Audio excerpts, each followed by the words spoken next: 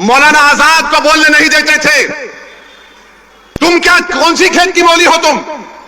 मगर सबक तो हासिल करो कि सन 47 के बाद जो मौलाना आजाद से हुआ वो हम पर तो चल रहा है ना, बीत रहा है हम पर मेरे भाई। तुम उस वक्त जागोगे जब कयामत का सूर फूंका जाएगा। ये वक्त है उठने का। अपनी क़यादत को बनाओ, अपने नुमाइंदों को कामयाब करो। यकीनन हराओ मोदी को, यकीनन हराओ शिंदे को, बल्कि अगर ताकत है तो खाल कर फेंको इन लोगों को। मगर याद रखो, याद रखो, याद रखो, सियासत में शहादत का कॉन्सेप्ट नहीं है। अल्लाह की राह में शहादत है तो जन्नत है, सियासत में जिंदा रहना है। तुम जिंदा रहोगे तो नेक अमाल करोगे, तुम जिंदा रहोगे तो काम करोगे।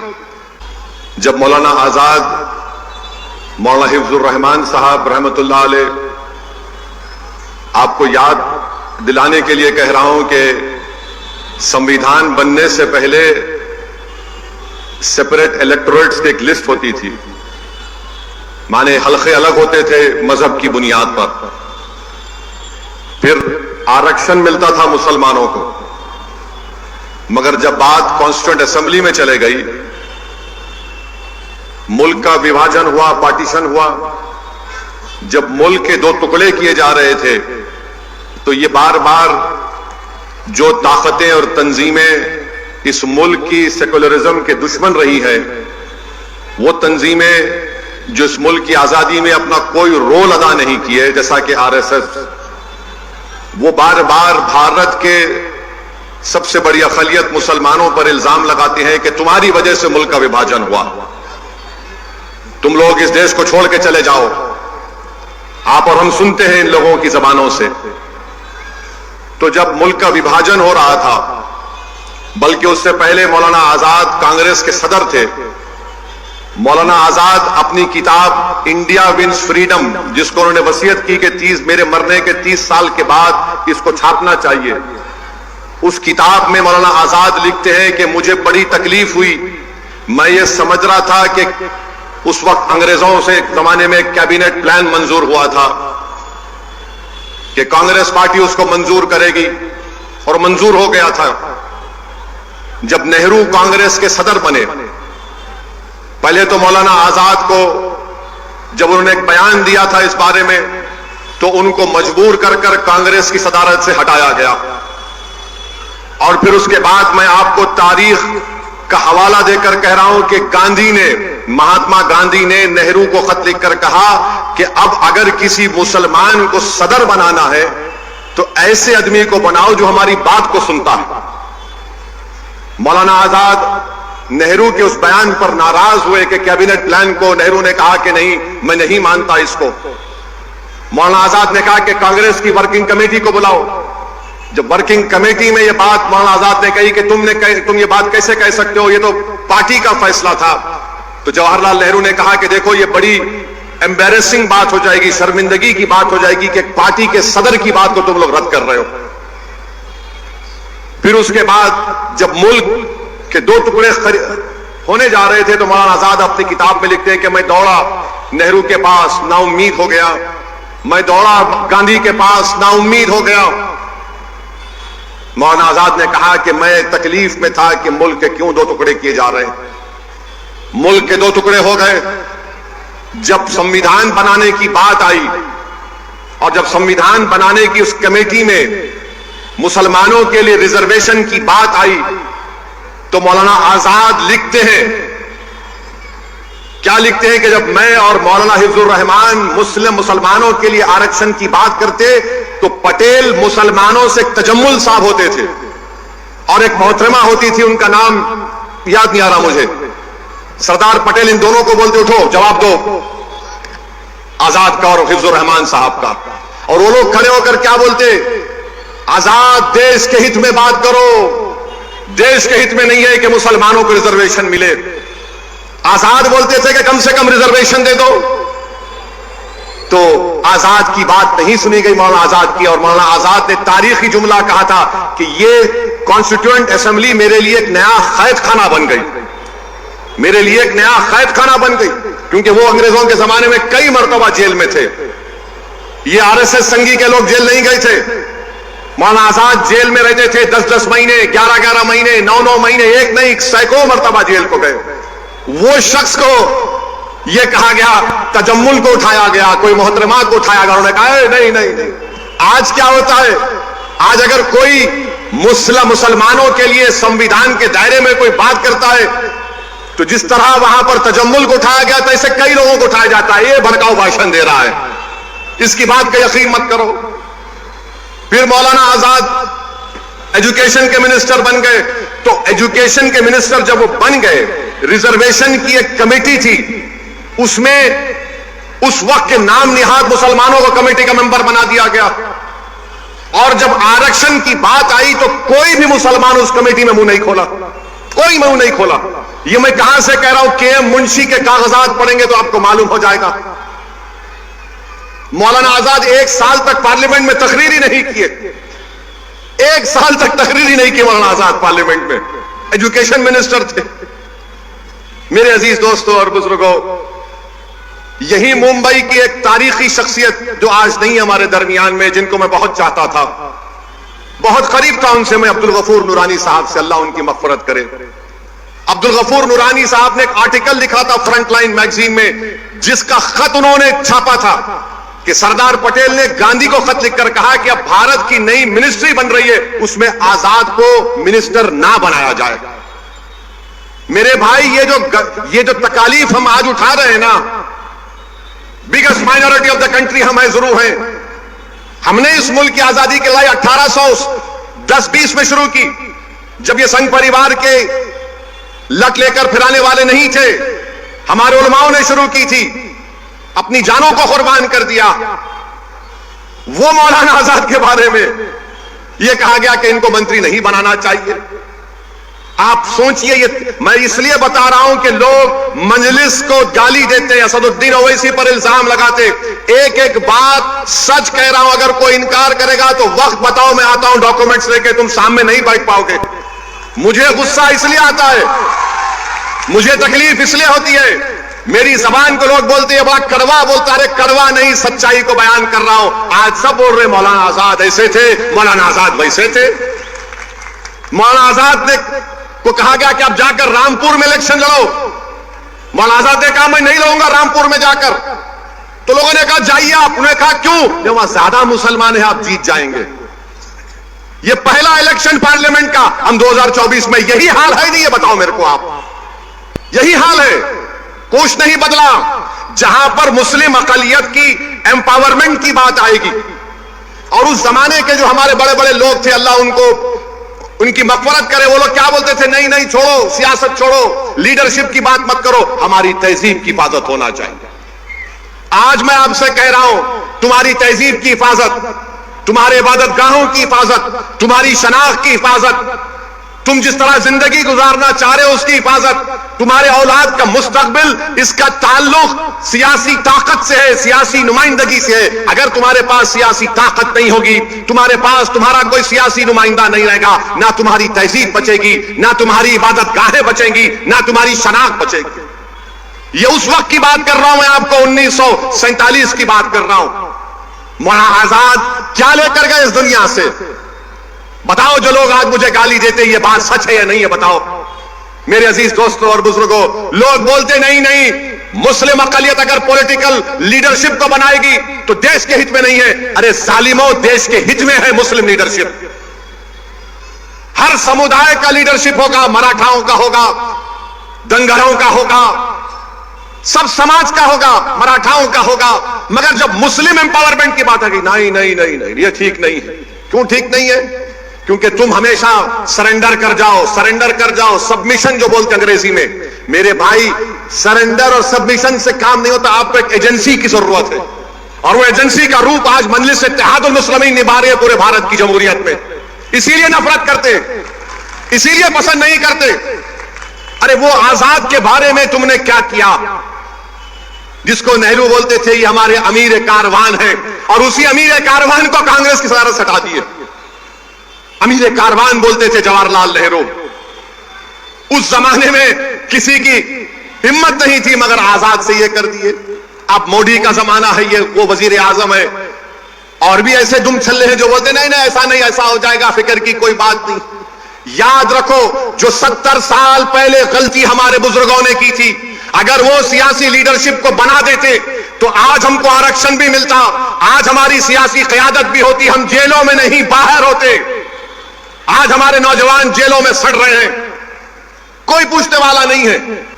सरजमीन दक्कन पर पुलिस एक्शन हुआ, पंडित सुंदरलाल की रिपोर्ट है, नेहरू लाइब्रेरी में जाकर पढ़िए। सुंदरलाल ने लिखा कि हैदराबाद में जो पुलिस एक्शन हुआ तो 40,000 से ज्यादा लोगों का कत्लेआम हुआ, और यही कांग्रेस पार्टी ने मौलाना आजाद को मजबूर कर दिया बोलने के लिए हां ये तो एक्शन का रिएक्शन है।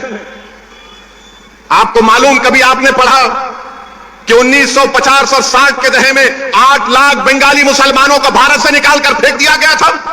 तुमने पढ़ा कहीं पर? तुमको कोई नहीं बोलेंगे, मैं बता रहा हूं कब हुआ था ये। श्रीनगर में हजरत बल में नबी करीम सल्लल्लाहु अलैहि वसल्लम के मुंह मुबारक का एक वहां पर एक हादसा हो गया था, पूरे मुल्क में तूफान उठा तो 8 लाख को बाहर कर दिया गया। किसने निकाल दिया था? आसाम से जाओ डिटेंशन सेंटर में डालो इनको, बाद में नेहरू को वापस लेना पड़ा। अरे तारीख हम पढ़ते हैं, अगर हमारी जबान कड़वी है तो तुम्हारे जुल्म की वजह से है। अगर हम कहते हैं कि आपकी सियासी लीडरशिप होना इसलिए कि हमारे बुजुर्गों को नुकसान पहुंचा, तो मेरी आपसे दमन गुजारिश है कि मेरी इन बातों पर आप गौर करिए। यहां से आपको अपने नुमाइंदों को कामयाब करना है, और जब बात नुमाइंदों की आती है, मैं बड़ी तकलीफ के आप लोगों के सामने अर्ज कर रहा हूं, बुरा मत मानिए, सच्चाई को बयान कर रहा हूं, मुझे माफ कर दीजिए। 20 साल के बाद 2019 में एक अल्पसंख्यक समाज का मुसलमान इम्तियाज जलील औरंगाबाद से खासदार बना, और जब 2024 का चुनाव आया तो पूरे मिल गए, दोनों शिवसेना मिल गए, दोनों राष्ट्रवादी मिल गए, पुरानी पार्टी मिल गई, हां बीजेपी मिल गई, पांचों मिलकर इम्तियाज को हरा दिए। सबका एक ही मकसद था, कोई भी जीत जाए मगर इम्तियाज ना जीते। 20 साल के बाद एक सांसद बना, एक एमपी बना, उसको हरा दिए। मैं आपसे अपील कर रहा हूं, उससे सबक हासिल करो। आप देखो किस तरह की नफरत महाराष्ट्र में हमारे देश में हो गई। 48 लोकसभा की सीट में एक ही पार्टी ने एक ही एमपी को रिपीट किया तो सबने मिलकर उसको हरा दिया, और ये लोग आकर बोलते सेकुलरिज्म है, फुला है, इसको हराओ, उसको जिताओ, ये खतरनाक है। बेझिझक बेखौफ होकर पूरे इत्मीनान और एतमाद के साथ आप मजलिस इत्तेहादुल मुस्लिमीन के उम्मीदवार को अपना वोट डालिए। और मैं आपको बता रहा हूं, ये ओवैसी की गारंटी है। बात है, बताइए, आप एमएलए हो, तुम आमदार हो, तुम कोई हर्राज का सामान थोड़ी हो कि तुम इधर चले जाओगे कभी उधर चले जाओगे। और पॉलिटिकल रिप्रेजेंटेशन की अहमियत क्या है, मैं फिर से बता रहा हूं आपको। नरेंद्र मोदी ने वक्फ बिल का कानून पेश किया, नीतीश कुमार के पास सिर्फ 13 या 14 एमपी, कितने आसिम बेकार, 13 या 16, 13 है। अगर एमआईएम पार्टी के 3 एमपी होते, अख्तरुल ईमान और इम्तियाज जलील मेरे साथ होते, मोदी 10 बार सोचते थे ये बिल को लाए ना लाए, मगर आप थाली मार रहे हैं, आप लोग थाली मारते हैं। अगर हमारे 3 एमपी होते, वो कानून या वो बिल नहीं आता जिसके जरिए नरेंद्र मोदी उनकी सरकार वक्फ को खत्म करना चाहते हैं पूरे भारत में। कोई जायदाद वक्फ की नहीं रहेगी, मेरी बात मैं जिम्मेदारी के साथ कह रहा हूं, कोई जायदाद नहीं रहेगी वक्फ की। कलेक्टर को इतना पावर दे दिया जाएगा कि कोई भी कलेक्टर के पास जाकर बोलेगा, कलेक्टर साहब ये जो यतीम खाना है, ये जो खानखा है, ये जो दरगाह है, ये जो मस्जिद है, ये वक्फ नहीं है। अब मेरे बोलने के बाद बहुत से लोग बोलेंगे, ओवैसी तुम क्या कह रहे हो, पागल हो क्या? कोई भी जाकर बोल देगा, अरे ये कानून में लिखा है, इस बिल में लिखा है। क्या लिखा है कि कोई भी रोड चलता आदमी जिसका वक्फ से कोई ताल्लुक नहीं होगा, वो जाकर कलेक्टर को बोलेगा इंक्वायरी ऑर्डर करो। कलेक्टर जैसे इंक्वायरी ऑर्डर करेगा, उसमें कोई टाइम लिमिट नहीं है। जब कलेक्टर इंक्वायरी लिखेगा, इंक्वायरी कंप्लीट होने तक वो प्रॉपर्टी वक्फ की नहीं रहेगी। आप तो चले गई प्रॉपर्टी आपके हाथ से, दरगाह आपके हाथ से निकल गई, खानका आपके हाथ से निकल गई, मस्जिदें आपके हाथ से निकल जाएंगी, कब्रिस्तान आपके हाथ से निकल जाएगा। इस तरह का गंदा बिल इस भारत की पार्लियामेंट में मोदी ने पेश किया। और आपको मालूम, वक्फ बाय यूजर, उसका मतलब यह है कि अगर कोई बरसों से किसी चीज को इस्तेमाल कर रहा है तो वक्फ बाय यूजर है। और यही प्रोविजन हिंदू धर्म में भी है। हिंदू धर्म की लॉ की मशहूर किताब बीके मुखर्जी, उसमें लिखते हैं बाय यूसेज ये मंदिर की बन जाती है। ओडिशा के एंडोमेंट में, आंध्रा, तेलंगाना के, तमिलनाडु के एंडोमेंट में यह वक्फ बाय यूजर का कॉन्सेप्ट है। मगर मोदी बोल रहे नहीं रहेगा। उसका नुकसान क्या होगा? मोदी बोल रहे डॉक्यूमेंट लेकर आओ। अगर आपके इलाके में 200 साल पुरानी मस्जिद है, कहां डॉक्यूमेंट मिलेगा? कहां डॉक्यूमेंट मिलेगा? हाजी अली की दरगाह पर दावे पेश करते हैं, वो खैर वो ट्रस्ट में है, मगर वहां पर भी जाके बोलेंगे नहीं नहीं नहीं है। क्या करेंगे आप? मेरे भाई, इस तरह का बिल पेश किया, उस वक्त इतनी तकलीफ हुई कि मेरा रोंगटा पुकार पुकार कर कह रहा था कि क्या हो गया इन लोगों को जो 14.5 करोड़ है और 5 को नहीं जिता सकते। अपनी मस्जिद को बचाने के लिए, दरगाहों को बचाने के लिए, खानखाओं को बचाने के लिए तुम कब तक लड़ोगे? बताओ मेरे को। अरे मैं खराब हूं तो खत्म कर दो मुझे, हटा दो मुझे, इस दुनिया से निकाल दो, मगर तुम तो कायद बनो, तुम इत्तेहाद पैदा करो। कब तक तुम इस डर में रहोगे वो जीतेगा, ये जीतेगा? अरे कोई भी जीते उसको तुम्हारी मस्जिद से क्या मतलब? कोई भी जीते उसको तुम्हारी शनाख्त से क्या मतलब? कोई भी जीते वो तुमको क्या इंसाफ करेगा? इंसाफ तुमको करना पड़ेगा अपने लिए, आने वाली नस्लों के लिए। मगर तुम ये समझ रहे हो नहीं नहीं वो दूसरा ठाकरे है, ये अच्छा है। कौन क्या किए बताओ आपको? जब यह वक्फ का बिल पेश हो रहा था, उद्धव ठाकरे के पूरे एमपीज बाहर खड़े हुए थे, कोई लोग सभा में नहीं था। मुझे मोशन देना पड़ा इंट्रोडक्शन के खिलाफ। मौलाना आजाद को बोलने नहीं देते थे। तुम क्या, कौन सी खेत की बोली हो तुम? मगर सबक तो हासिल करो कि सन 47 के बाद जो मौलाना आजाद से हुआ वो हम पर तो चल रहा है ना, बीत रहा है हम पर मेरे भाई। तुम उस वक्त जागोगे जब कयामत का सूर फूंका जाएगा। ये वक्त है उठने का। अपनी क़यादत को बनाओ, अपने नुमाइंदों को कामयाब करो। यकीनन हराओ मोदी को, यकीनन हराओ शिंदे को, बल्कि अगर ताकत है तो उखाड़ कर फेंको इन लोगों को। मगर याद रखो, सियासत में शहादत का कॉन्सेप्ट नहीं है।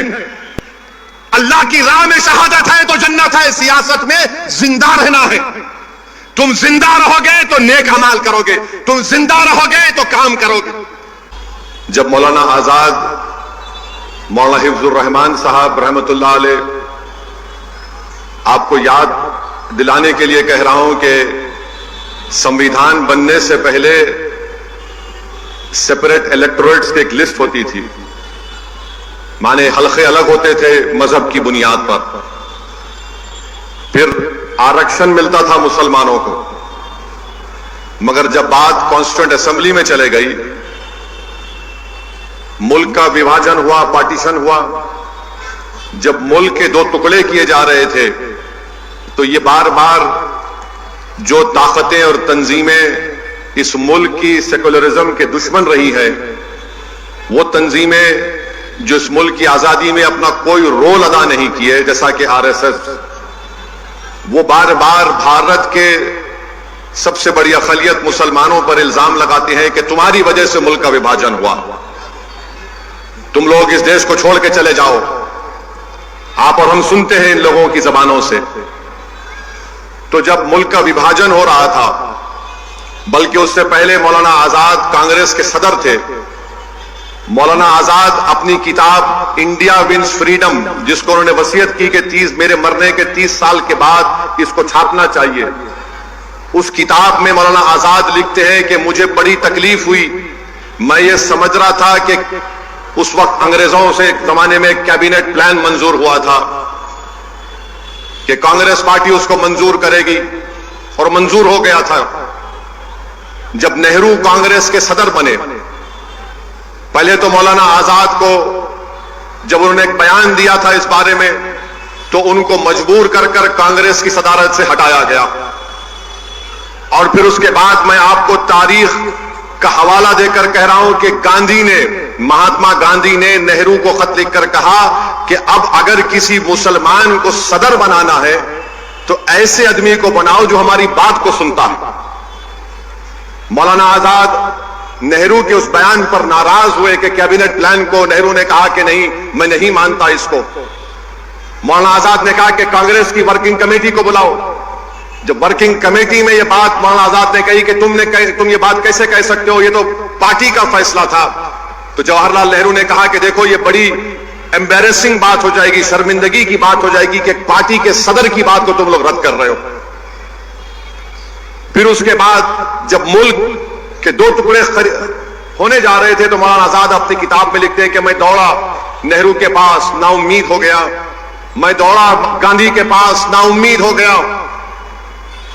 मौलाना आजाद ने कहा कि मैं तकलीफ में था कि मुल्क के क्यों दो टुकड़े किए जा रहे हैं। मुल्क के दो टुकड़े हो गए जब संविधान बनाने की बात आई, और जब संविधान बनाने की उस कमेटी में मुसलमानों के लिए रिजर्वेशन की बात आई तो मौलाना आजाद लिखते हैं, क्या लिखते हैं कि जब मैं और मौलाना हिफ्जुर रहमान मुसलमानों के लिए आरक्षण की बात करते तो पटेल मुसलमानों से तजम्मुल साहब होते थे, और एक मोहतरमा होती थी, उनका नाम याद नहीं आ रहा मुझे, सरदार पटेल इन दोनों को बोलते उठो जवाब दो, आजाद का और हिफ्जुर रहमान साहब का। और वो लोग खड़े होकर क्या बोलते, आजाद देश के हित में बात करो, देश के हित में नहीं है कि मुसलमानों को रिजर्वेशन मिले। आजाद बोलते थे कि कम से कम रिजर्वेशन दे दो। तो आजाद की बात नहीं सुनी गई मौलाना आजाद की, और मौलाना आजाद ने तारीखी जुमला कहा था कि ये कॉन्स्टिट्यूएंट असेंबली मेरे लिए एक नया कैद खाना बन गई, मेरे लिए एक नया कैद खाना बन गई, क्योंकि वो अंग्रेजों के जमाने में कई मर्तबा जेल में थे। ये आरएसएस संघी के लोग जेल नहीं गए थे, मौलाना आजाद जेल में रहते थे 10-10 महीने, 11-11 महीने, 9-9 महीने, एक नहीं सैकड़ों मर्तबा जेल को गए। वो शख्स को यह कहा गया, तजम्मुल को उठाया गया, कोई मोहतरमा को उठाया गया, उन्होंने कहा नहीं नहीं नहीं। आज क्या होता है, आज अगर कोई मुसलमानों के लिए संविधान के दायरे में कोई बात करता है तो जिस तरह वहां पर तजम्मुल को उठाया गया था, ऐसे कई लोगों को उठाया जाता है, ये भड़काऊ भाषण दे रहा है, इसकी बात का यकीन मत करो। फिर मौलाना आजाद एजुकेशन के मिनिस्टर बन गए, तो एजुकेशन के मिनिस्टर जब वो बन गए, रिजर्वेशन की एक कमेटी थी, उसमें उस वक्त के नाम निहाद मुसलमानों को कमेटी का मेंबर बना दिया गया, और जब आरक्षण की बात आई तो कोई भी मुसलमान उस कमेटी में मुंह नहीं खोला, कोई मुंह नहीं खोला। ये मैं कहां से कह रहा हूं, के मुंशी के कागजात पढ़ेंगे तो आपको मालूम हो जाएगा। मौलाना आजाद 1 साल तक पार्लियामेंट में तकरीर ही नहीं किए, 1 साल तक तकरीर ही नहीं की मौलाना आजाद पार्लियामेंट में, एजुकेशन मिनिस्टर थे। मेरे अजीज दोस्तों और बुजुर्गों, यही मुंबई की एक तारीखी शख्सियत जो आज नहीं है हमारे दरमियान में, जिनको मैं बहुत चाहता था, बहुत करीब था उनसे मैं, अब्दुल गफूर नूरानी साहब से, अल्लाह उनकी मग़फ़िरत करे। अब्दुल गफूर नूरानी साहब ने एक आर्टिकल लिखा था फ्रंटलाइन मैगजीन में, जिसका खत उन्होंने छापा था कि सरदार पटेल ने गांधी को खत लिखकर कहा कि अब भारत की नई मिनिस्ट्री बन रही है, उसमें आजाद को मिनिस्टर ना बनाया जाए। मेरे भाई, ये जो तकालीफ हम आज उठा रहे हैं ना, biggest minority of the country हम जरूर हैं। हमने इस मुल्क की आजादी की लड़ाई 1810-20 में शुरू की, जब ये संघ परिवार के लट लेकर फिराने वाले नहीं थे, हमारे उलमाओं ने शुरू की थी, अपनी जानों को कुर्बान कर दिया। वो मौलाना आजाद के बारे में यह कहा गया कि इनको मंत्री नहीं बनाना चाहिए। आप सोचिए, ये मैं इसलिए बता रहा हूं कि लोग मजलिस को गाली देते हैं, असदुद्दीन ओवैसी पर इल्जाम लगाते, एक एक बात सच कह रहा हूं। अगर कोई इनकार करेगा तो वक्त बताओ, मैं आता हूं डॉक्यूमेंट्स लेके, तुम सामने नहीं बैठ पाओगे। मुझे गुस्सा इसलिए आता है, मुझे तकलीफ इसलिए होती है, मेरी जबान को लोग बोलते हैं बड़ा कड़वा बोलता है, कड़वा नहीं, सच्चाई को बयान कर रहा हूं। आज सब बोल रहे मौलाना आजाद ऐसे थे, मौलाना आजाद वैसे थे। मौलाना आजाद ने को कहा गया कि आप जाकर रामपुर में इलेक्शन लड़ो। मौलाना आजाद ने कहा मैं नहीं लड़ूंगा रामपुर में जाकर। तो लोगों ने कहा जाइए आप। उन्होंने कहा क्यों? जब वहां ज्यादा मुसलमान है, आप जीत जाएंगे। ये पहला इलेक्शन पार्लियामेंट का, हम 2024 में, यही हाल है नहीं? ये बताओ मेरे को आप, यही हाल है, कुछ नहीं बदला। जहां पर मुस्लिम अकलियत की एम्पावरमेंट की बात आएगी, और उस जमाने के जो हमारे बड़े बड़े लोग थे, अल्लाह उनकी मग़फ़िरत करे, वो लोग क्या बोलते थे? नहीं नहीं, छोड़ो सियासत, छोड़ो लीडरशिप की बात मत करो, हमारी तहजीब की हिफाजत होना चाहिए। आज मैं आपसे कह रहा हूं, तुम्हारी तहजीब की हिफाजत, तुम्हारे इबादतगाहों की हिफाजत, तुम्हारी शनाख्त की हिफाजत, तुम जिस तरह जिंदगी गुजारना चाह रहे हो उसकी हिफाजत, तुम्हारे औलाद का मुस्तकबिल, इसका ताल्लुक सियासी ताकत से है, सियासी नुमाइंदगी से है। अगर तुम्हारे पास सियासी ताकत नहीं होगी, तुम्हारे पास तुम्हारा कोई सियासी नुमाइंदा नहीं रहेगा, ना तुम्हारी तहजीब बचेगी, ना तुम्हारी इबादतगाहें बचेंगी, ना तुम्हारी शनाख्त बचेगी। ये उस वक्त की बात कर रहा हूं मैं आपको, 1947 की बात कर रहा हूं। मौलाना आजाद क्या लेकर गए इस दुनिया से? बताओ, जो लोग आज मुझे गाली देते, ये बात सच है या नहीं है? बताओ मेरे अजीज दोस्तों और बुजुर्गों। लोग बोलते नहीं, मुस्लिम अकलियत अगर पॉलिटिकल लीडरशिप को बनाएगी तो देश के हित में नहीं है। अरे जालिमों, देश के हित में है मुस्लिम लीडरशिप। हर समुदाय का लीडरशिप होगा, मराठाओं का होगा, दंगरों का होगा, सब समाज का होगा, मराठाओं का होगा। मगर जब मुस्लिम एम्पावरमेंट की बात आएगी, नहीं, ये ठीक नहीं है। क्यों ठीक नहीं है? क्योंकि तुम हमेशा सरेंडर कर जाओ, सबमिशन जो बोलते अंग्रेजी में। मेरे भाई, सरेंडर और सबमिशन से काम नहीं होता, आपको एक एजेंसी की जरूरत है, और वो एजेंसी का रूप आज मजलिस इत्तेहादुल मुस्लिमीन निभा रही है पूरे भारत की जमहूरियत में। इसीलिए नफरत करते, इसीलिए पसंद नहीं करते। अरे वो आजाद के बारे में तुमने क्या किया, जिसको नेहरू बोलते थे ये हमारे अमीर कारवान है, और उसी अमीर कारवान को कांग्रेस की सदारत से हटा दिए। अमीर कारवान बोलते थे जवाहरलाल नेहरू। उस जमाने में किसी की हिम्मत नहीं थी, मगर आजाद से ये कर दिए। अब मोदी का जमाना है, ये वो वजीर आजम है, और भी ऐसे दुम छल्ले हैं जो बोलते नहीं ऐसा नहीं, ऐसा हो जाएगा, फिक्र की कोई बात नहीं।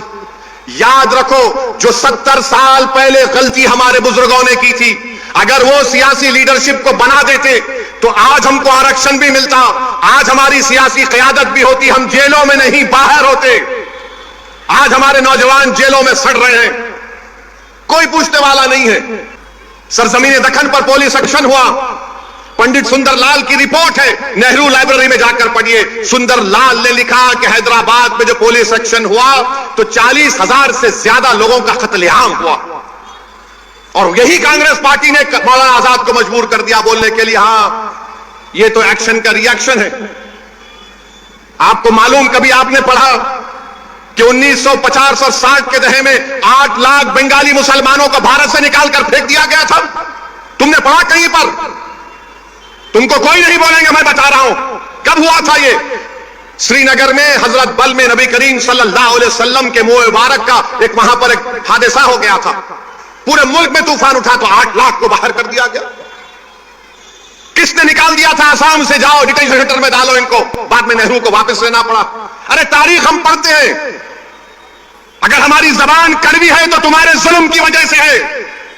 अगर हम कहते हैं कि आपकी सियासी लीडरशिप होना इसलिए कि हमारे बुजुर्गों को नुकसान पहुंचा, तो मेरी आपसे दबन गुजारिश है कि मेरी इन बातों पर आप गौर करिए। यहां से आपको अपने नुमाइंदों को कामयाब करना है, और जब बात नुमाइंदों की आती है, मैं बड़ी तकलीफ के आप लोगों के सामने अर्ज कर रहा हूं, बुरा मत मानिए, सच्चाई को बयान कर रहा हूं, मुझे माफ कर दीजिए।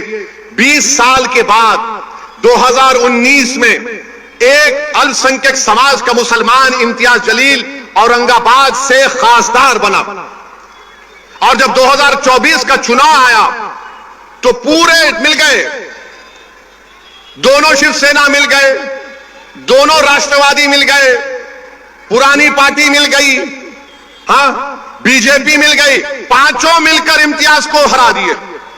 सबका एक ही मकसद था, कोई भी जीत जाए मगर इम्तियाज ना जीते। 20 साल के बाद एक सांसद बना, एक एमपी बना, उसको हरा दिए। मैं आपसे अपील कर रहा हूं, उससे सबक हासिल करो। आप देखो किस तरह की नफरत महाराष्ट्र में हमारे देश में हो गई। 48 लोकसभा की सीट में एक ही पार्टी ने एक ही एमपी को रिपीट किया तो सबने मिलकर उसको हरा दिया। और ये लोग आकर बोलते सेकुलरिज्म है, फुला है, इसको हराओ, उसको जिताओ, ये खतरनाक है। बेझिझक बेखौफ होकर पूरे इत्मीनान और एतमाद के साथ आप मजलिस इत्तेहादुल मुस्लिमीन के उम्मीदवार को अपना वोट डालिए। और मैं आपको बता रहा हूं, ये ओवैसी की गारंटी है। बात है, बताइए, आप एमएलए हो, तुम आमदार हो, तुम कोई हर्राज का सामान थोड़ी हो। कि तुम इधर चले जाओगे, कभी उधर चले जाओगे। और पॉलिटिकल रिप्रेजेंटेशन की अहमियत क्या है, मैं फिर से बता रहा हूं आपको। नरेंद्र मोदी ने वक्फ बिल का कानून पेश किया। नीतीश कुमार के पास सिर्फ 13 या 14 एमपी, कितने आसिम बेखार, 13 या 16, 13 है। अगर एमआईएम पार्टी के 3 एमपी होते, अख्तरुल ईमान और इम्तियाज जलील मेरे साथ होते, मोदी 10 बार सोचते थे ये बिल को लाए ना लाए। मगर आप थाली मार रहे हैं, आप लोग थाली मारते हैं। अगर हमारे 3 एमपी होते, वो कानून या वो बिल नहीं आता जिसके जरिए नरेंद्र मोदी, उनकी सरकार वक्फ को खत्म करना चाहते हैं पूरे भारत में। कोई जायदाद वक्फ की नहीं रहेगी, मेरी बात मैं जिम्मेदारी के साथ कह रहा हूं। कोई जायदाद नहीं रहेगी वक्फ की। कलेक्टर को इतना पावर दे दिया जाएगा कि कोई भी कलेक्टर के पास जाकर बोलेगा, ये कलेक्टर साहब, ये जो यतीम खाना है, ये जो खानखा है, ये जो दरगाह है, ये जो मस्जिद है, ये वक्फ नहीं है। अब मेरे इस बोलने के बाद बहुत से लोग बोलेंगे, ओवैसी तुम क्या कह रहे हो, पागल हो क्या? कोई भी जाकर बोल देगा, अरे ये कानून में लिखा है, इस बिल में लिखा है। क्या लिखा है कि कोई भी रोड चलता आदमी जिसका वक्फ से कोई ताल्लुक नहीं होगा, वो जाकर कलेक्टर को बोलेगा इंक्वायरी ऑर्डर करो। कलेक्टर जैसे इंक्वायरी ऑर्डर करेगा, उसमें कोई टाइम लिमिट नहीं है। जब कलेक्टर इंक्वायरी लिखेगा, इंक्वायरी कंप्लीट होने तक वो प्रॉपर्टी वक्फ की नहीं रहेगी। आप तो चले गई प्रॉपर्टी आपके हाथ से, दरगाह आपके हाथ से निकल गई, खानका आपके हाथ से निकल गई, मस्जिदें आपके हाथ से निकल जाएंगी, कब्रिस्तान आपके हाथ से निकल जाएगा। इस तरह का गंदा बिल इस भारत की पार्लियामेंट में मोदी ने पेश किया। और आपको मालूम, वक्फ बाय यूजर, उसका मतलब यह है कि अगर कोई बरसों से किसी चीज को इस्तेमाल कर रहा है तो वक्फ बाय यूजर है। और यही प्रोविजन हिंदू धर्म में भी है। हिंदू धर्म की लॉ की मशहूर किताब बीके मुखर्जी, उसमें लिखते हैं बाय यूसेज ये मंदिर की बन जाती है। ओडिशा के एंडोमेंट में, आंध्रा, तेलंगाना के, तमिलनाडु के एंडोमेंट में ये वक्फ बाय यूजर का कॉन्सेप्ट है। मगर मोदी बोल रहे नहीं रहेगा। उसका नुकसान क्या होगा? मोदी बोल रहे डॉक्यूमेंट लेकर आओ। अगर आपके इलाके में 200 साल पुरानी मस्जिद है, कहां डॉक्यूमेंट मिलेगा? कहां डॉक्यूमेंट मिलेगा? हाजी अली की दरगाह पर दावे पेश करते हैं, वो खैर वो ट्रस्ट में है, मगर वहां पर भी जाके बोलेंगे नहीं है। क्या करेंगे आप? मेरे भाई, इस तरह का बिल पेश किया, उस वक्त इतनी तकलीफ हुई कि मेरा रोंगटा पुकार कर कह रहा था कि क्या हो गया इन लोगों को जो 14.5 करोड़ है, 5 को नहीं जिता सकते। अपनी मस्जिद को बचाने के लिए, दरगाहों को बचाने के लिए, खानखाओं को बचाने के लिए तुम कब तक लड़ोगे? बताओ मेरे को। अरे मैं खराब हूं तो खत्म कर दो, मुझे हटा दो, मुझे इस दुनिया से निकाल दो, मगर तुम तो कायद बनो, तुम इत्तेहाद पैदा करो। कब तक तुम इस डर में रहोगे वो जीतेगा, ये जीतेगा? अरे कोई भी जीते उसको तुम्हारी मस्जिद से क्या मतलब? कोई भी जीते उसको तुम्हारी शनाख्त से क्या मतलब? कोई भी जीते वो तुमको क्या इंसाफ करेगा? इंसाफ तुमको करना पड़ेगा अपने लिए, आने वाली नस्लों के लिए। मगर तुम ये समझ रहे हो नहीं वो दूसरा ठाकरे है, ये अच्छा है। कौन क्या किए बताओ आपको? जब यह वक्फ का बिल पेश हो रहा था, उद्धव ठाकरे के पूरे एमपीज बाहर खड़े हुए थे, कोई लोग सभा में नहीं था। मुझे मोशन देना पड़ा इंट्रोडक्शन के खिलाफ। मौलाना आजाद को बोलने नहीं देते थे। तुम क्या, कौन सी खेत की मौली हो तुम? मगर सबक तो हासिल करो कि सन 47 के बाद जो मौलाना आजाद से हुआ वो हम पर तो चल रहा है ना, बीत रहा है हम पर मेरे भाई। तुम उस वक्त जागोगे जब कयामत का सूर फूंका जाएगा। ये वक्त है उठने का। अपनी क़यादत को बनाओ, अपने नुमाइंदों को कामयाब करो। यकीनन हराओ मोदी को, यकीनन हराओ शिंदे को, बल्कि अगर ताकत है तो खार कर फेंको इन लोगों को। मगर याद रखो, सियासत में शहादत का कॉन्सेप्ट नहीं है। अल्लाह की राह में शहादत है तो जन्नत है, सियासत में जिंदा रहना है। तुम जिंदा रहोगे तो नेक अमाल करोगे, तुम जिंदा रहोगे तो काम करोगे। जब मौलाना आजाद, मौलाना हिफ्जुर रहमान साहब रहमतुल्लाह अलैह, आपको याद दिलाने के लिए कह रहा हूं कि संविधान बनने से पहले सेपरेट इलेक्टोरेट्स की एक लिस्ट होती थी, माने हल्के अलग होते थे मजहब की बुनियाद पर। फिर आरक्षण मिलता था मुसलमानों को, मगर जब बात कॉन्स्टिट्यूएंट असेंबली में चले गई, मुल्क का विभाजन हुआ, पार्टीशन हुआ, जब मुल्क के दो टुकड़े किए जा रहे थे, तो ये बार बार जो ताकतें और तंजीमें इस मुल्क की सेकुलरिज्म के दुश्मन रही है, वो तंजीमें जो इस मुल्क की आजादी में अपना कोई रोल अदा नहीं किए, जैसा कि आरएसएस, वो बार बार भारत के सबसे बड़ी अक़लियत मुसलमानों पर इल्जाम लगाते हैं कि तुम्हारी वजह से मुल्क का विभाजन हुआ, तुम लोग इस देश को छोड़ के चले जाओ। आप और हम सुनते हैं इन लोगों की जबानों से। तो जब मुल्क का विभाजन हो रहा था, बल्कि उससे पहले मौलाना आजाद कांग्रेस के सदर थे, मौलाना आजाद अपनी किताब इंडिया विंस फ्रीडम, जिसको उन्होंने वसीयत की कि मेरे मरने के 30 साल के बाद इसको छापना चाहिए, उस किताब में मौलाना आजाद लिखते हैं कि मुझे बड़ी तकलीफ हुई। मैं ये समझ रहा था कि उस वक्त अंग्रेजों से एक जमाने में एक कैबिनेट प्लान मंजूर हुआ था कि कांग्रेस पार्टी उसको मंजूर करेगी, और मंजूर हो गया था।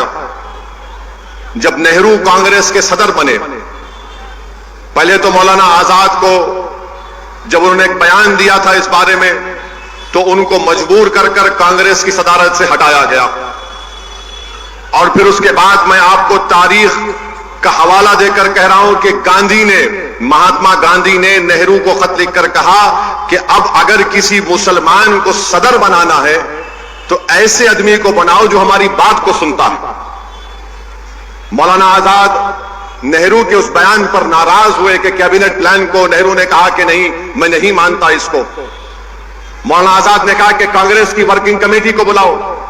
जब वर्किंग कमेटी में यह बात मौलाना आजाद ने कही कि तुम ये बात कैसे कह सकते हो, ये तो पार्टी का फैसला था, तो जवाहरलाल नेहरू ने कहा कि देखो ये बड़ी एम्बैरेसिंग बात हो जाएगी, शर्मिंदगी की बात हो जाएगी कि पार्टी के सदर की बात को तुम लोग रद्द कर रहे हो। फिर उसके बाद जब मुल्क के दो टुकड़े होने जा रहे थे, तो मौलाना आजाद अपनी किताब में लिखते हैं कि मैं दौड़ा नेहरू के पास, ना उम्मीद हो गया। मैं दौड़ा गांधी के पास, ना उम्मीद हो गया। मौलाना आजाद ने कहा कि मैं तकलीफ में था कि मुल्क के क्यों दो टुकड़े किए जा रहे हैं। मुल्क के दो टुकड़े हो गए जब संविधान बनाने की बात आई, और जब संविधान बनाने की उस कमेटी में मुसलमानों के लिए रिजर्वेशन की बात आई, तो मौलाना आजाद लिखते हैं, क्या लिखते हैं कि जब मैं और मौलाना हिफ्जुर रहमान मुसलमानों के लिए आरक्षण की बात करते, तो पटेल मुसलमानों से तजम्मुल साहब होते थे, और एक मोहतरमा होती थी, उनका नाम याद नहीं आ रहा मुझे, सरदार पटेल, इन दोनों को बोलते उठो जवाब दो, आजाद का और हिफ्जुर रहमान साहब का। और वो लोग खड़े होकर क्या बोलते, आजाद देश के हित में बात करो, देश के हित में नहीं है कि मुसलमानों को रिजर्वेशन मिले। आजाद बोलते थे कि कम से कम रिजर्वेशन दे दो।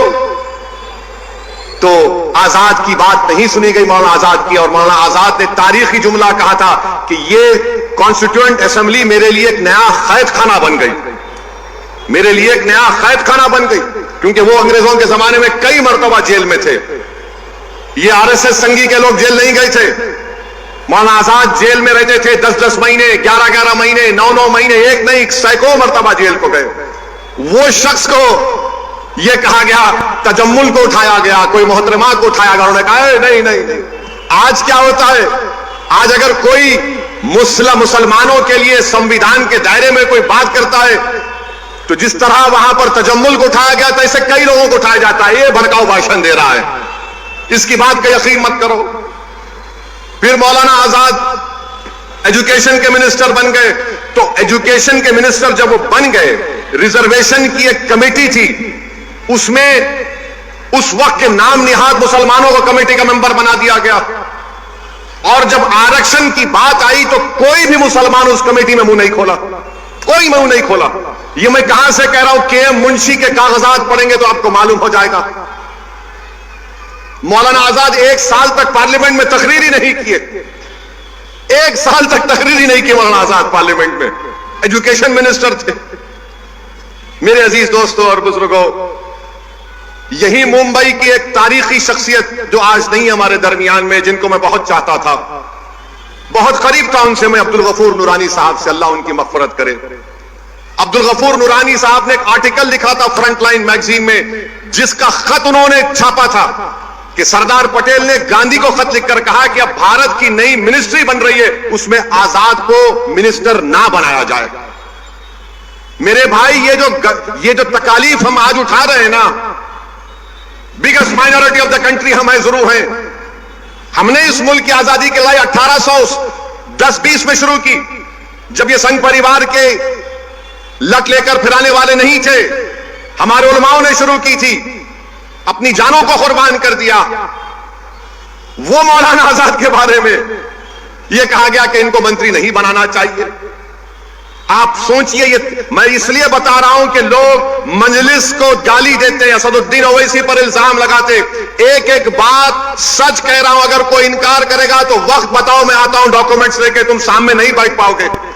मुझे गुस्सा इसलिए आता है, मुझे तकलीफ इसलिए होती है, मेरी जबान को लोग बोलते हैं बड़ा कड़वा बोलता। अरे कड़वा नहीं, सच्चाई को बयान कर रहा हूं। आज सब बोल रहे मौलाना आजाद ऐसे थे, मौलाना आजाद वैसे थे। मौलाना आजाद ने को कहा गया कि आप जाकर रामपुर में इलेक्शन लड़ो। मौलाना आजाद ने कहा मैं नहीं लड़ूंगा रामपुर में जाकर। तो लोगों ने कहा जाइए आप। उन्होंने कहा क्यों? वहां ज्यादा मुसलमान है, आप जीत जाएंगे। ये पहला इलेक्शन पार्लियामेंट का, हम 2024 में, यही हाल है नहीं? ये बताओ मेरे को आप, यही हाल है, कुछ नहीं बदला। जहां पर मुस्लिम अकलियत की एम्पावरमेंट की बात आएगी, और उस जमाने के जो हमारे बड़े बड़े लोग थे, अल्लाह उनकी मग़फ़िरत करे, वो लोग क्या बोलते थे? नहीं नहीं, छोड़ो, सियासत छोड़ो, लीडरशिप की बात मत करो, हमारी तहजीब की हिफाजत होना चाहिए। आज मैं आपसे कह रहा हूं, तुम्हारी तहजीब की हिफाजत, तुम्हारे इबादत गाहों की हिफाजत, तुम्हारी शनाख्त की हिफाजत, तुम जिस तरह जिंदगी गुजारना चाह रहे हो उसकी हिफाजत, तुम्हारे औलाद का मुस्तकबिल, इसका ताल्लुक सियासी ताकत से है, सियासी नुमाइंदगी से है। अगर तुम्हारे पास सियासी ताकत नहीं होगी, तुम्हारे पास तुम्हारा कोई सियासी नुमाइंदा नहीं रहेगा, ना तुम्हारी तहजीब बचेगी, ना तुम्हारी इबादत गाहें बचेंगी, ना तुम्हारी शनाख्त बचेगी। ये उस वक्त की बात कर रहा हूं मैं आपको, 1947 की बात कर रहा हूं। मौलाना आजाद क्या लेकर गए इस दुनिया से? बताओ, जो लोग आज मुझे गाली देते, ये बात सच है या नहीं है? बताओ मेरे अजीज दोस्तों और बुजुर्गों। लोग बोलते नहीं नहीं, मुस्लिम अकलियत अगर पॉलिटिकल लीडरशिप को बनाएगी तो देश के हित में नहीं है। अरे जालिमों, देश के हित में है मुस्लिम लीडरशिप। हर समुदाय का लीडरशिप होगा, मराठाओं का होगा, दंगरों का होगा, सब समाज का होगा, मराठाओं का होगा। मगर जब मुस्लिम एम्पावरमेंट की बात आएगी, नहीं नहीं नहीं नहीं, ये ठीक नहीं है। क्यों ठीक नहीं है? क्योंकि तुम हमेशा सरेंडर कर जाओ, सरेंडर कर जाओ, सबमिशन जो बोलते अंग्रेजी में। मेरे भाई, सरेंडर और सबमिशन से काम नहीं होता, आपको एक एजेंसी की जरूरत है, और वो एजेंसी का रूप आज मजलिस इत्तेहादुल मुस्लिमीन निभा रही है पूरे भारत की जमहूरियत में। इसीलिए नफरत करते, इसीलिए पसंद नहीं करते। अरे वो आजाद के बारे में तुमने क्या किया, जिसको नेहरू बोलते थे ये हमारे अमीर कारवान है, और उसी अमीर कारवान को कांग्रेस की सदारत से हटा दिए। अमीर कारवान बोलते थे जवाहरलाल नेहरू। उस जमाने में किसी की हिम्मत नहीं थी, मगर आजाद से ये कर दिए। अब मोदी का जमाना है, ये वो वजीर आजम है, और भी ऐसे दुम छल्ले हैं जो बोलते नहीं नहीं ऐसा नहीं, ऐसा हो जाएगा, फिक्र की कोई बात नहीं। याद रखो, जो 70 साल पहले गलती हमारे बुजुर्गों ने की थी, अगर वो सियासी लीडरशिप को बना देते तो आज हमको आरक्षण भी मिलता, आज हमारी सियासी क़यादत भी होती, हम जेलों में नहीं बाहर होते। आज हमारे नौजवान जेलों में सड़ रहे हैं, कोई पूछने वाला नहीं है। सरजमीन दक्कन पर पुलिस एक्शन हुआ, पंडित सुंदरलाल की रिपोर्ट है, नेहरू लाइब्रेरी में जाकर पढ़िए। सुंदरलाल ने लिखा कि हैदराबाद में जो पुलिस एक्शन हुआ तो 40,000 से ज्यादा लोगों का कत्लेआम हुआ, और यही कांग्रेस पार्टी ने मौलाना आजाद को मजबूर कर दिया बोलने के लिए, हां ये तो एक्शन का रिएक्शन है। आपको मालूम, कभी आपने पढ़ा कि 1950 और 60 के दशक में 8 लाख बंगाली मुसलमानों को भारत से निकालकर फेंक दिया गया था? तुमने पढ़ा कहीं पर? तुमको कोई नहीं बोलेंगे, मैं बता रहा हूं। कब हुआ था ये? श्रीनगर में हजरत बल में नबी करीम सल्लल्लाहु अलैहि वसल्लम के मुंह मुबारक का एक वहां पर एक हादसा हो गया था। पूरे मुल्क में तूफान उठा तो 8 लाख को बाहर कर दिया गया। किसने निकाल दिया था असम से? जाओ डिटेंशन सेंटर में डालो इनको, बाद में नेहरू को वापस लेना पड़ा। अरे तारीख हम पढ़ते हैं। अगर हमारी जबान कड़वी है तो तुम्हारे जुल्म की वजह से है। अगर हम कहते हैं कि आपकी सियासी लीडरशिप होना इसलिए कि हमारे बुजुर्गों को नुकसान पहुंचा, तो मेरी आपसे दमन गुजारिश है कि मेरी इन बातों पर आप गौर करिए। यहां से आपको अपने नुमाइंदों को कामयाब करना है, और जब बात नुमाइंदों की आती है, मैं बड़ी तकलीफ के आप लोगों के सामने अर्ज कर रहा हूं। बुरा मत मानिए, सच्चाई को बयान कर रहा हूं, मुझे माफ कर दीजिए।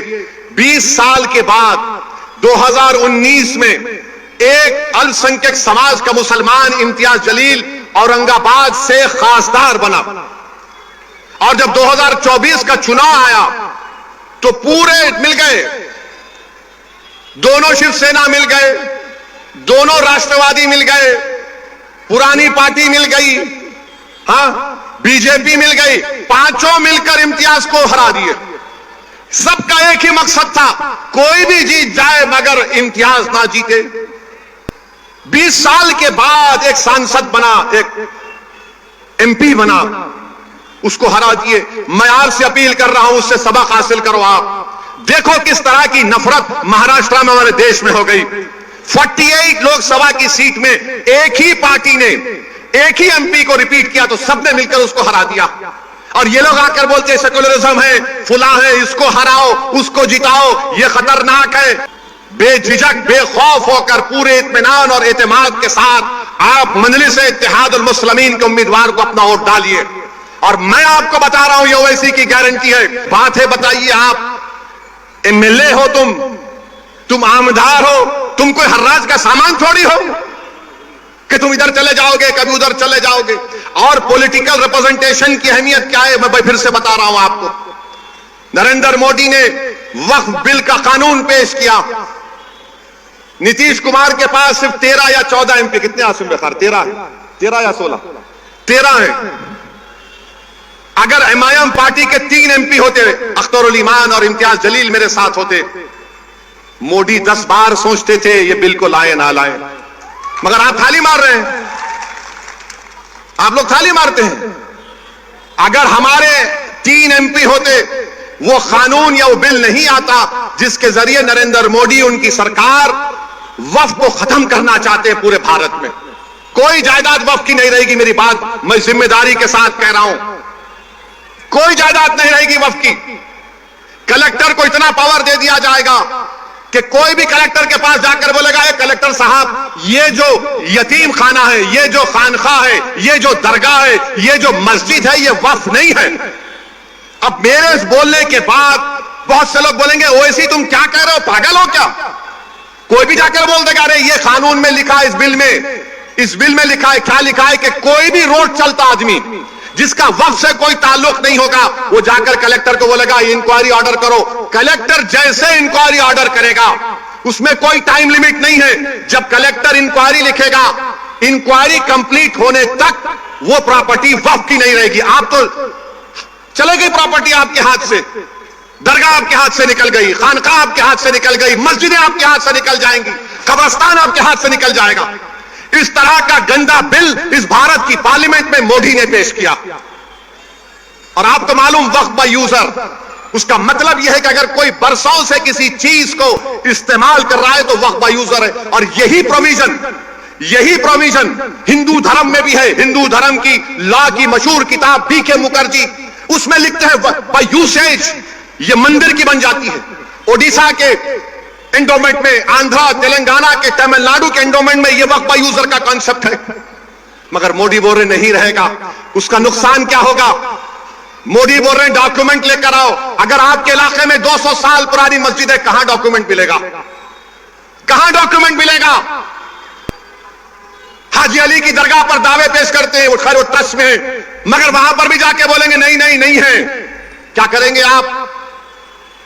मेरे भाई, इस तरह का बिल पेश किया, उस वक्त इतनी तकलीफ हुई कि मेरा रोंगटा पुकार कर कह रहा था कि क्या हो गया इन लोगों को जो 14.5 करोड़ है और 5 को नहीं जिता सकते। अपनी मस्जिद को बचाने के लिए, दरगाहों को बचाने के लिए, खानखाओं को बचाने के लिए तुम कब तक लड़ोगे? बताओ मेरे को। अरे मैं खराब हूं तो खत्म कर दो मुझे।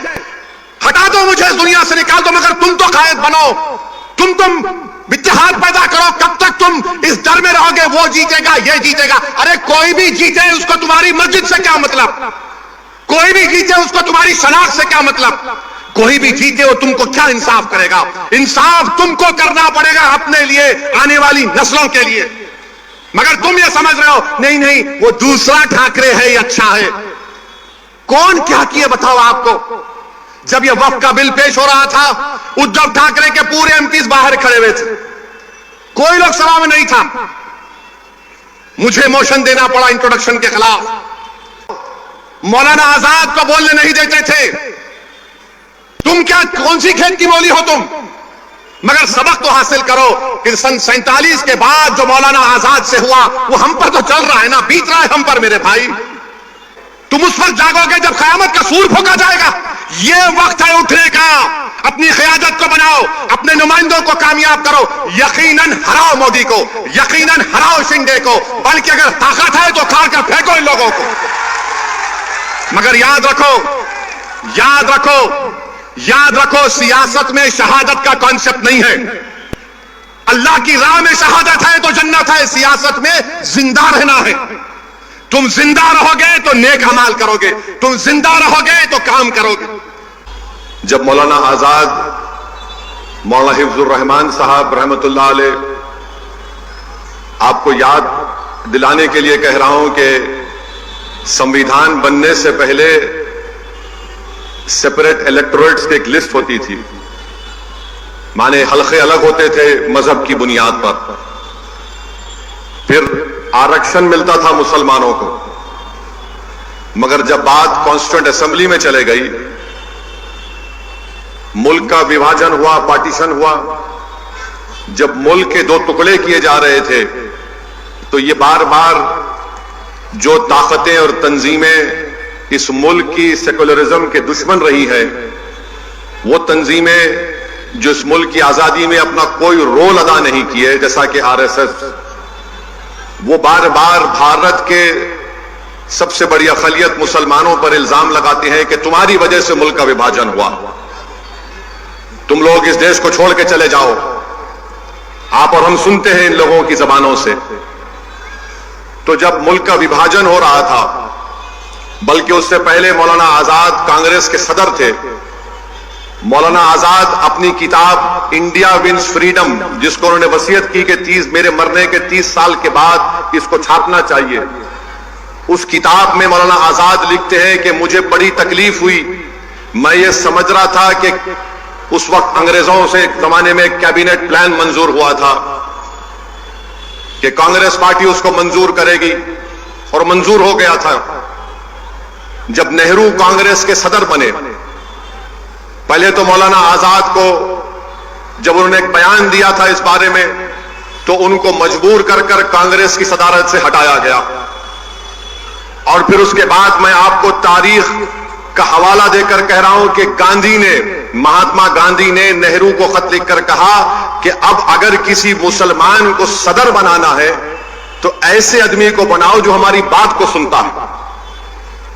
मौलाना आजाद नेहरू के उस बयान पर नाराज हुए कि कैबिनेट प्लान को नेहरू ने कहा कि नहीं, मैं नहीं मानता इसको। मौलाना आजाद ने कहा कि कांग्रेस की वर्किंग कमेटी को बुलाओ। जब वर्किंग कमेटी में यह बात मौलाना आजाद ने कही कि तुम ये बात कैसे कह सकते हो, ये तो पार्टी का फैसला था, तो जवाहरलाल नेहरू ने कहा कि देखो ये बड़ी एम्बेरेसिंग बात हो जाएगी, शर्मिंदगी की बात हो जाएगी कि पार्टी के सदर की बात को तुम लोग रद्द कर रहे हो।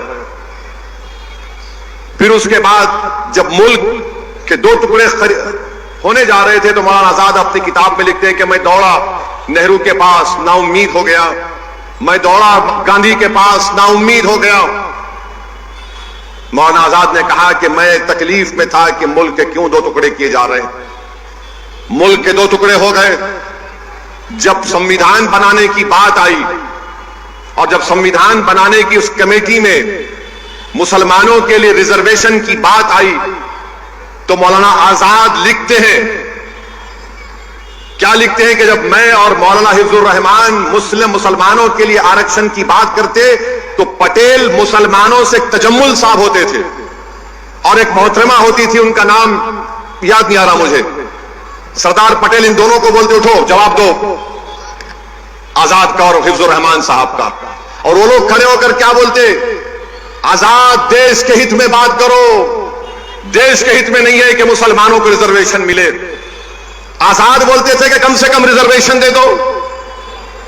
तो आजाद की बात नहीं सुनी गई मौलाना आजाद की, और मौलाना आजाद ने तारीखी जुमला कहा था कि ये कॉन्स्टिट्यूएंट असेंबली मेरे लिए एक नया कैद खाना बन गई, मेरे लिए एक नया कैद खाना बन गई, क्योंकि वो अंग्रेजों के जमाने में कई मर्तबा जेल में थे। ये आरएसएस संघी के लोग जेल नहीं गए थे। मौलाना आजाद जेल में रहते थे 10-10 महीने, 11-11 महीने, 9-9 महीने, एक नहीं सैकड़ों मर्तबा जेल को गए।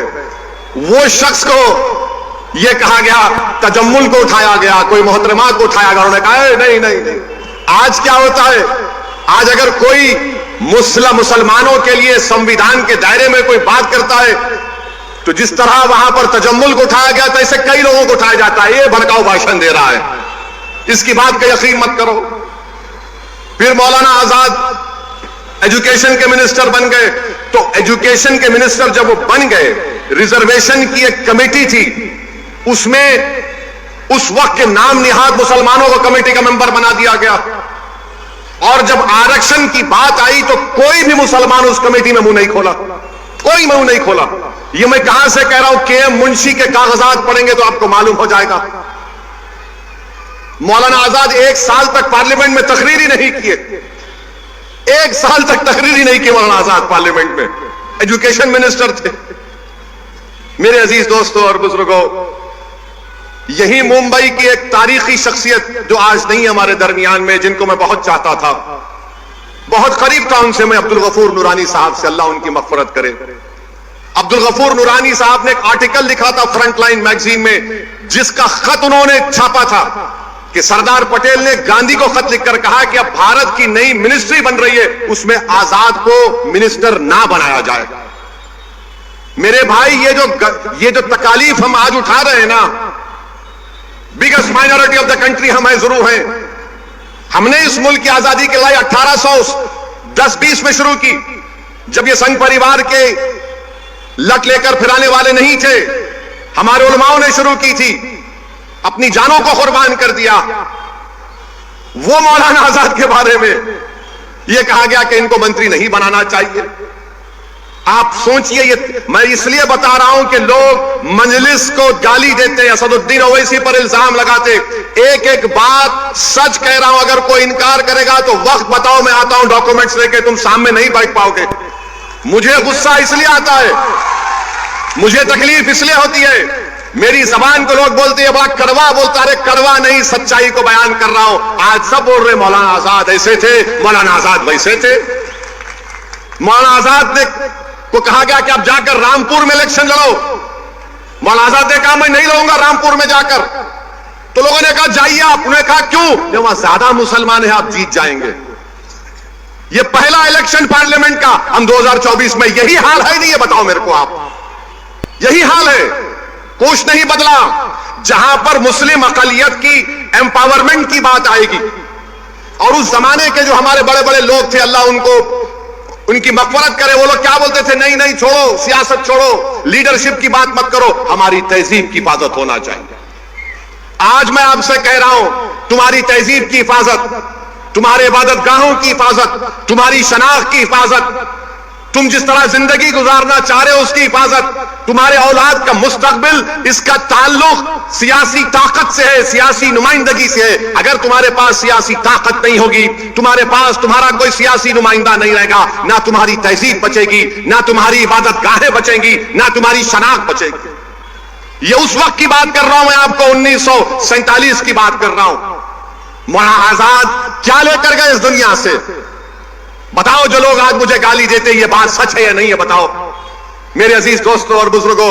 लोग बोलते नहीं नहीं, मुस्लिम अकलियत अगर पॉलिटिकल लीडरशिप को बनाएगी तो देश के हित में नहीं है। अरे जालिमों, देश के हित में है मुस्लिम लीडरशिप। हर समुदाय का लीडरशिप होगा, मराठाओं का होगा, दंगरों का होगा, सब समाज का होगा, मराठाओं का होगा। मगर जब मुस्लिम एम्पावरमेंट की बात आएगी, नहीं नहीं नहीं नहीं, ये ठीक नहीं है। क्यों ठीक नहीं है? क्योंकि तुम हमेशा सरेंडर कर जाओ, सरेंडर कर जाओ, सबमिशन जो बोलते अंग्रेजी में, मेरे भाई, सरेंडर और सबमिशन से काम नहीं होता, आपको एक एजेंसी की जरूरत है, और वो एजेंसी का रूप आज मजलिस इत्तेहादुल मुस्लिमीन निभा रही है पूरे भारत की जमहूरियत में। इसीलिए नफरत करते, इसीलिए पसंद नहीं करते। अरे वो आजाद के बारे में तुमने क्या किया, जिसको नेहरू बोलते थे ये हमारे अमीर कारवान है, और उसी अमीर कारवान को कांग्रेस की सदारत से हटा दिए। अमीर कारवान बोलते थे जवाहरलाल नेहरू। उस जमाने में किसी की हिम्मत नहीं थी, मगर आजाद से ये कर दिए। अब मोदी का जमाना है, ये वो वजीर आजम है, और भी ऐसे दुम छल्ले हैं जो बोलते नहीं नहीं ऐसा नहीं, ऐसा हो जाएगा, फिक्र की कोई बात नहीं। याद रखो, जो 70 साल पहले गलती हमारे बुजुर्गों ने की थी, अगर वो सियासी लीडरशिप को बना देते तो आज हमको आरक्षण भी मिलता, आज हमारी सियासी क़यादत भी होती, हम जेलों में नहीं बाहर होते। आज हमारे नौजवान जेलों में सड़ रहे हैं, कोई पूछने वाला नहीं है।